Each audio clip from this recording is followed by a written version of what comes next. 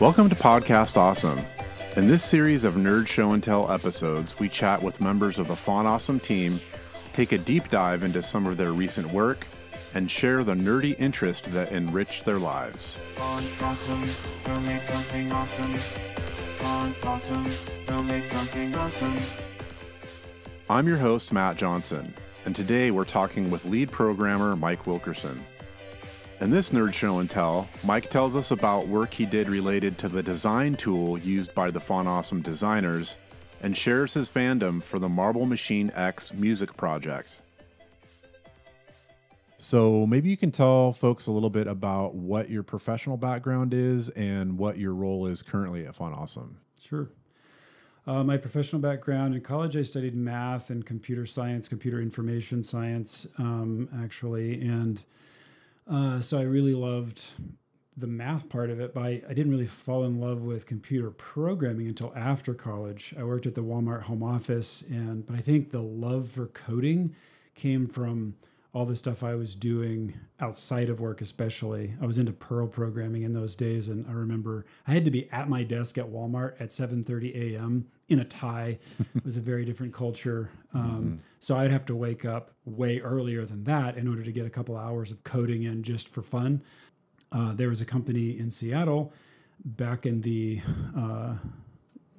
2000 when there was a .com boom in those days, and they were very serious building some tools in Perl. And so the fact that I had learned a lot about the Perl programming language was an asset to get me to Seattle, where I've been most of my adult life ever since.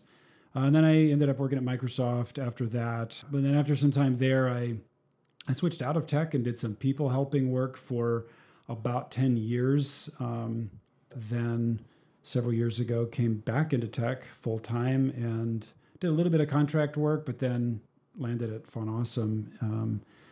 So Dave and Travis, who founded Font Awesome, I went to high school with. I was just going to ask you about that. I graduated with Travis, and Dave was in the grade behind us. And so, we kind of reconnected years later after high school, and things just worked out to work together. So it's been great. How was it sort of re-assimilating into that world? And had you spent some time just in your own free time, like working on projects or anything? How was it coming back? Yeah, I did a little bit, like website stuff that I hosted. I did a little, like a WordPress site that I had. I would do little things with JavaScript on the front end or PHP on the back end to dabble with code here and there, but not very seriously. But yeah, maybe a year before, I could kind of see that it was going to be about time for me to switch back into tech, and I started brushing up on different coding stuff. Like those 10 years to be out of tech were big years, I think, for the internet. So like everybody was doing Ruby on Rails stuff, but I'd never even touched Ruby. So I started getting into doing some Ruby on Rails coding and React, JavaScript React on the front end. And so I did some things on the side with that before getting involved with Font Awesome, where it's an Elixir shop. So then I learned a new language, Elixir, and they use Vue on the front end for JavaScript UI stuff. So learned Vue there and have learned more things since. But yeah, I started brushing up maybe a year prior to getting back into tech full time.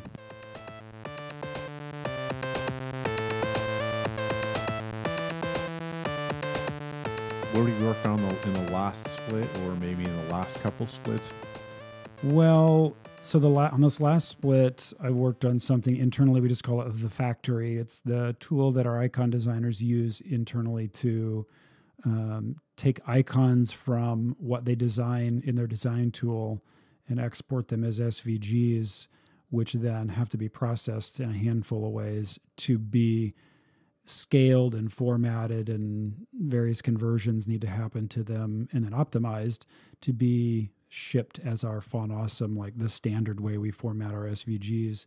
And then those SVGs that are processed in that way are also the inputs to the font building process, so that what the icons that end up being built in the fonts, they come from the SVGs that have been processed from the ones that got exported from the design tools that the icon designers use. So we have been, over the last several months, overhauling on the back end how we store and manage all those icons. And so I've designed a relational database, and a lot of just relational data integrity constraints and things in there now ensure that, various ways of like wrongly associating things can't happen anymore, which is just going to make it easier for us to not, just to be more organized with how the icons are stored. Like what ends up getting shipped usually works fine, but sometimes on the back end there would be challenges with, you got all the icons have names, they can have aliases, but then what happens when the name changes? And what if the Unicode also changes? And then we also had Unicode aliases that were introduced in Font Awesome 6. And there's just enough kind of moving parts and how things can kind of get organized. And we want to make sure it's just really clean on the back end as we're working with it, so that makes it even more straightforward for it to be clean and correct when we publish a build of it to ship another version of Font Awesome. So that relational database now is in production, and the new version of the factory, which I worked on this last split, is the front end tool that the icon designers can use to import their icon designs into our ecosystem and get them all converted into the right format, and then they can assign the names and the aliases and the Unicodes and the categories and the search tags and all those other things that then end up being how we drive a production shipment of the product. So the factory is what I worked on this past split. And that was all with the Elixir and Phoenix Live View stack for the kind of the front end and the middle tier. But then the core of it is still all the SVG and font processing is written in Rust. So it's been fun to do native Rust modules that our Elixir apps can use through the Rustler package. And then the same code base can be compiled as WebAssembly and run right in the browser. So we've consolidated all that code that works on the SVGs so that it can either run on the server inside an Elixir application, or it can run in the web browser as WebAssembly. So that's pretty fun to work on. Probably the nerdiest thing that I worked on, nerding out on this last split, was realizing that there was some strangeness going on with the circles. Some of the icons that have, they're supposed to be circles, but the tool that the icon designers are using to export some of these icons was, I assumed what was happening is that as the SVGs were being processed, some approximation was happening, and the perfectness of the circles was being lost along the way. So it creates like a wobbling effect. Yeah, exactly. But then as I back traced it all the way to the original SVG that was being exported from the tool, it actually was even approximating things. So it started as an approximation of a circle. And so then by the time we scale, and then you have to round things, and true type font glyphs can't have floating point values anyway, so you're also rounding to integer point values, and you end up with something that looks a little bit wobbly if you look close enough. And of course I'm looking very closely, so I could see some of that happening.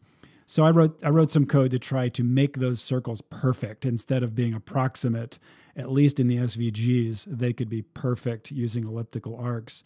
And then, yeah, you still have to approximate if you convert it into a font glyph, but at least you're starting from a source SVG where there's a perfect circle there. Right.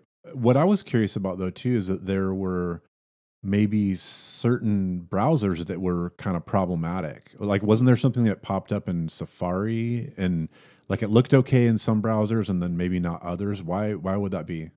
Yeah, so that was the original wobbling icon issue that we found. That had to do with the way that WebKit, which is underlying Safari, would figure out the font metrics. And I'm forgetting all the details. I was so in the weeds on that problem. But yeah, it would try to figure out the font metrics when we use the Unicode range property in CSS. In some cases, it would try to, what it was doing was falling back to using like Times New Roman or some sort of default font if it couldn't figure out what the font metrics were. And so it was just causing the box that the icon was in to be not like a perfect square or something. So then when it spins it, when you'd use FA spin, it would spin it around the center, the icon would wobble because the vertical metrics of that box were off because it was falling back to some other inappropriate font. So anyway, bugs have been filed, and I'm sure it's being worked on in Safari, but it we actually circle back around over the course of years trying to investigate and figure it out. And we finally got help from Roel Nieskens at Pixelambacht. I hope I'm pronouncing that right. To finally drill down and get to the core of that and figure out the bug and get it filed. And so those icons that we found a temporary workaround for now for our pro web font kits for that problem. But then the other one that I nerded out on this split with getting the circles perfect was another issue that just happened to kind of look like some wobble, even though it was really just like circles that were kind of approximated not as well as they should have been. So yeah, I've been dealing with a lot of circle wobbles lately, trying to make things stop wobbling. Yeah, so we had like a nice write-up about that, and then we discovered, actually, we haven't totally licked this solution. We haven't licked this problem quite yet. So hopefully we'll have something out there for folks to read once we feel comfortable about the solution. But some of it's a little bit out of our hands with Safari, so we'll see how that goes.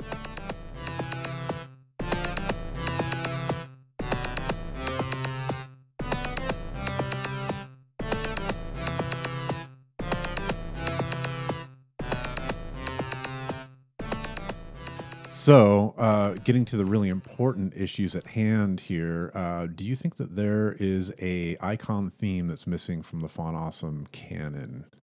Is there a wish list there for you that you wish Jory or Noah would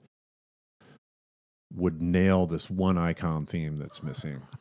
You recently got me thinking about the metal category, and once you mention it, I think, well, yeah, there should be a metal category.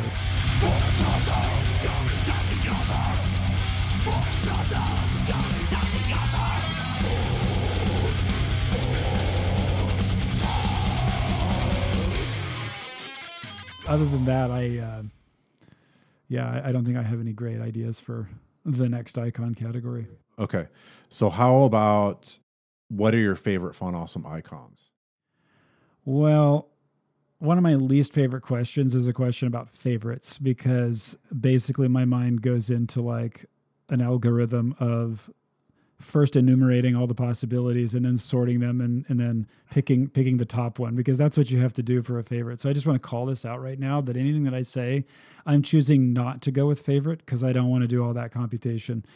What I'm going to do instead. So we're seeing like a beautiful mind, like math equations up in the air floating around. What I'm going to do instead is tell you about an icon that I use often, and that's just beer, the beer icon, because I love beer.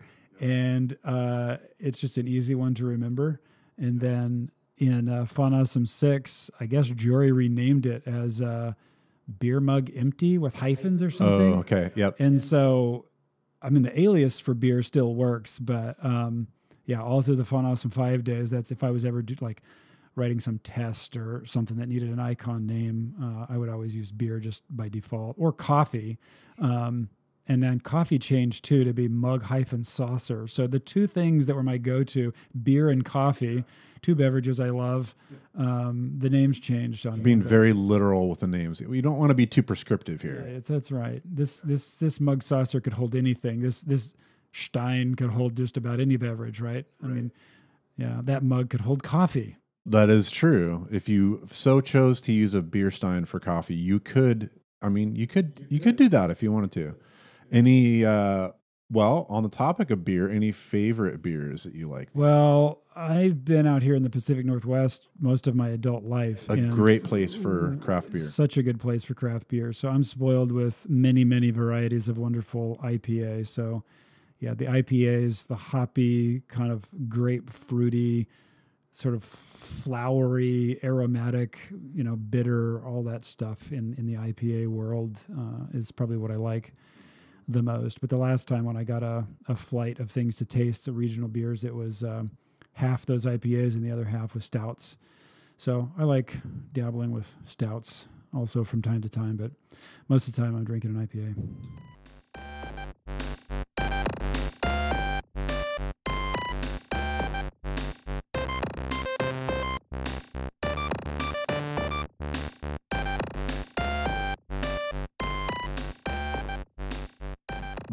deep subjects again. What is the weirdest or crappiest job you've ever had? Well, a crappy job I had, I'm going to take a literal approach to that. So one summer, a buddy of mine, it was like, this is Kansas, before we were driving, we must have been like 11 years old, and we were down in this creek, and we realized you could catch crawdads in just this net thing that we had. And we thought we could probably sell these crawdads to a bait shop, and we were too young to get normal, like, hourly jobs anywhere. But if you can just get a little bit of money for some soda or candy bars or like Nintendo games, that would have been within a couple of years after the Nintendo Entertainment System came out, and Zelda and Super Mario Brothers and all of that. And so anyway, we probably wanted money to buy another one of those games, Contra maybe. So yeah, one summer we spent time down in that creek, and it was crappy because we were stirring up a lot of crap in the creek, and then we had this bucket of crawdads that we would take, put on a bucket, put on the handlebars of our bikes and ride across town, to the bait shop. And there was a lot of crap involved in that, but it was actually a lot of fun and great memories. Sort of like, after watching Stranger Things, it's like, yeah, that was a classic. It was the 80s. We were on our bikes, at a ghost or an alien or something, and we would have been, in one of those movies. Yeah, for sure. And you found a bait shop guy that would pay for it? We did. I don't know if he was just taking pity on us kids or what, but yeah, he sifted through them and picked out the big ones and gave us 75 cents or right. I don't know what it was. Yeah. The country version of collecting cans. Yeah, it was great.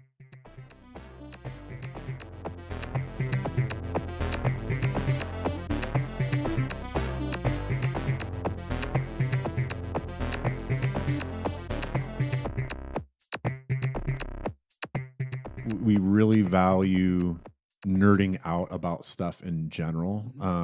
What kinds of stuff is interesting you these days? I've had a meditation practice for the last couple of years, and I guess I nerd out about that. I try to keep it as a daily practice. Most of the time it's a daily practice.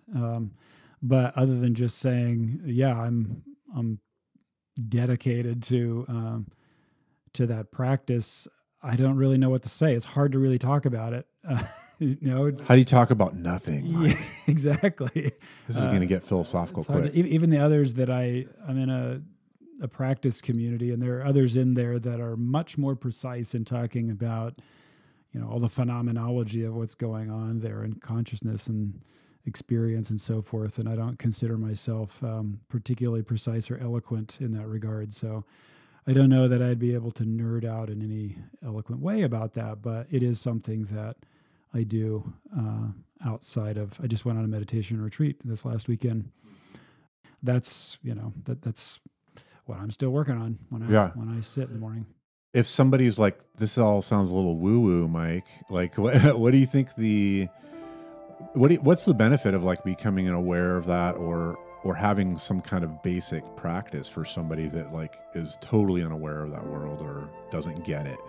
Well, for me, it mostly is in relationships, important relationships that I have in my life, like my wife, my kids, and friends like you, having a conversation. So bringing more spaciousness to kind of not be lost in my own stuff, but to be present with others in relationship, and also to be more ready to kind of spontaneously adapt to what's going on in the environment, rather than, like, I was planning on doing X, Y, or Z. And so if I don't end up doing X, Y, or Z because you want to go check out something or other, being more adaptable to that, being more spacious to flow with just the stuff of life and relationships. That's one of the benefits that I experience.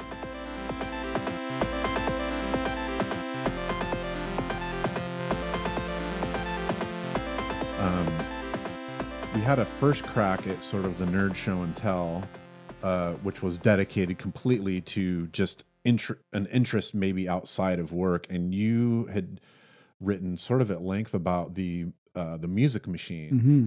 Tell me a little bit about that. Are you still following that? And what's that guy's progress on that? I haven't been following that. So that's Wintergatan, and Martin Mullen is the inventor of that marble machine. Yeah, he spent like 3 years or so building the second marble machine, the Marble Machine X, he called it, after building the original one out of plywood and stuff. And then he made a video that went viral on YouTube and kind of, I think, launched a whole thing for him to continue building the next one. We played 34,000 marbles, 4 failed. 36,000 marbles played, 4 failed. 40,000 marbles, 4 fails. All 4 failed marbles. And it's basically a machine that I don't even know how to explain it. How would you explain it to somebody who isn't like looking at a video? There's a bunch of steel marbles in this machine that basically has a crank that cycles these marbles through. So it's all mechanical, and they drop down on the marbles drop onto different things. There's a drum head, like a snare drum, that it would drop onto. There's a bass guitar strapped on it, so these marbles will drop onto the strings of the bass. So he can fret the bass with one hand, but the marbles are dropping to actually strike the strings. Let's see, a vibraphone is probably the main part of it. So marbles are dropping onto the different keys, I guess they would be called, of the vibraphone. And there's some other peripheral instruments in there too. So yeah, he got inspired years ago at I think the Spielclock Museum somewhere in Europe. I can't remember where there were different music machines that had been made, over the years. And so he thought, what if I could do this? And so he made one out of wood, made the video, but he said he couldn't even play the song, the sort of famous Marble Machine song that came out with it. He couldn't play the whole song all the way through because the machine wasn't sturdy enough to do that, and it certainly couldn't like go on the road or something. So the idea was for the second one to be able to play many songs and be able to take it on a world tour and so forth. So he spent years trying to do that, and just with all the engineering challenges, finally decided that's not going to work. So he started over again, kind of from first principles, just drafting and CADing. He was CADing on the Marble Machine X, but this one he's sort of committed to CADing things out more thoroughly before even manufacturing anything. But he got for the Marble Machine X, he got his own CNC machine. He taught himself how to do CNC.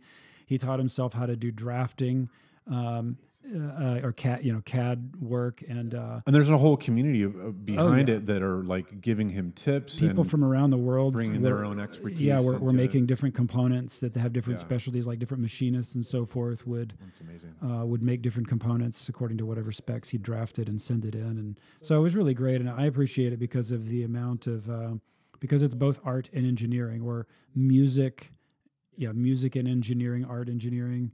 And, I've lived in both of those worlds in my life. So kind of seeing all that come together in one project was pretty good. And then also he would occasionally talk about like meditation or dopamine or, some other like life skills sort of stuff, which also is sort of the meta aspect of coming at an engineering and art project that required persistence and creativity and problem solving, and also continued inspiration and community management and all of that over time. So just bringing all that together is just really fascinating collection of things. And I've cared about most of those. I've never done any real engineering other than software engineering, but I've just, been really fascinated. Plus I love his music. So yeah, that was a really cool project. And I loved how you talked about so many layers, so many aspects that went into it. Like not only was he having to learn things, but like you said, he would also discuss how to stay motivated when he was doing mundane work,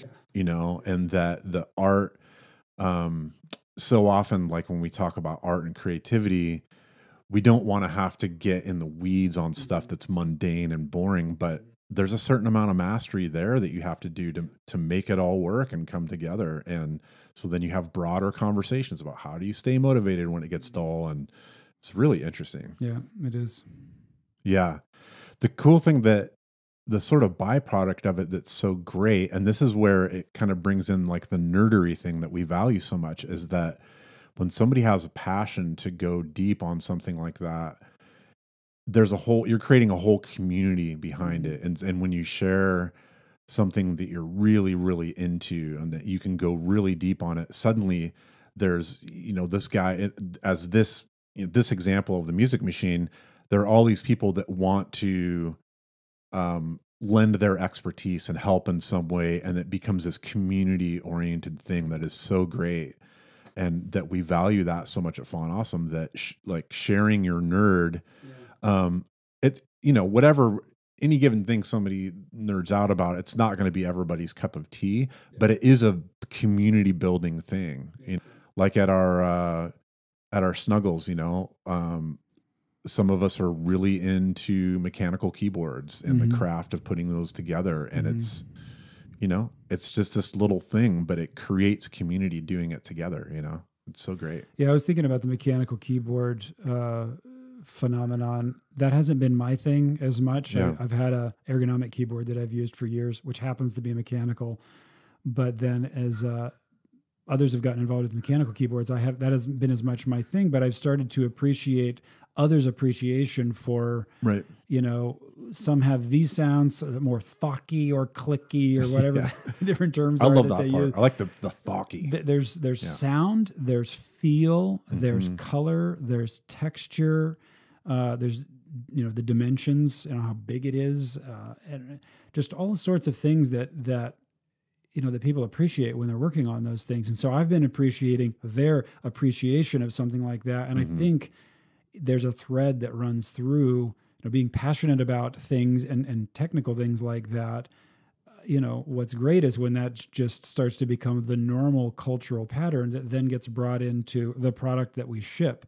So maybe not everybody loves seeing a perfect circle in SVG that doesn't wobble, but I do. And if I get to dust off some of my calculus, learning from way back in the day, or some trig or something like that, like I'm pretty excited to get to play with that stuff again and get these circles looking better, stuff like that, So that's just appreciating maybe something that a lot of people are never even going to see. Right. But, maybe they will. Maybe they will look at the SVG path drawing commands and see specific sequences of them and know that's no accident. I wrote the code to, make those smooth cubic curves out of the sequence of cubic curves, or finding the sequence of cubic curves that could be turned into a sequence of elliptical arcs or something like that. So I care about that. I want it to be good. I appreciate good curves and circles. And so circles have got to be curvy. Yeah. So anyway, I think just that's the thing about the nerding out is it's appreciating and caring and like loving. It's loving what you do, loving the product you're shipping, loving the tools you're using doing it. I think all that love is just going to make a better project or product. Yeah. But it also makes it more enjoyable to make it, which then is just this virtuous cycle, hopefully, of just everything's getting better and better. Yep, so 100%. Yeah, and that it's great that there is space, that we make space for that curiosity, that ongoing learning. It just really helps with the culture of how we do work together. Yeah. Thanks for listening in to Podcast Awesome. A special thank you to Mike for coming on the show. If you like what you've heard, please give us a rating and review and share this episode with your nerd friends. This episode was produced and edited by yours truly, Matt Johnson. The Fawn Awesome theme song was composed by Ronnie Martin, and the sneak peek of the heavy metal version of the Fawn Awesome theme song was performed by Andy Mayer of Belief Agency. Audio mastering was done by Chris Enns at Lemon Productions.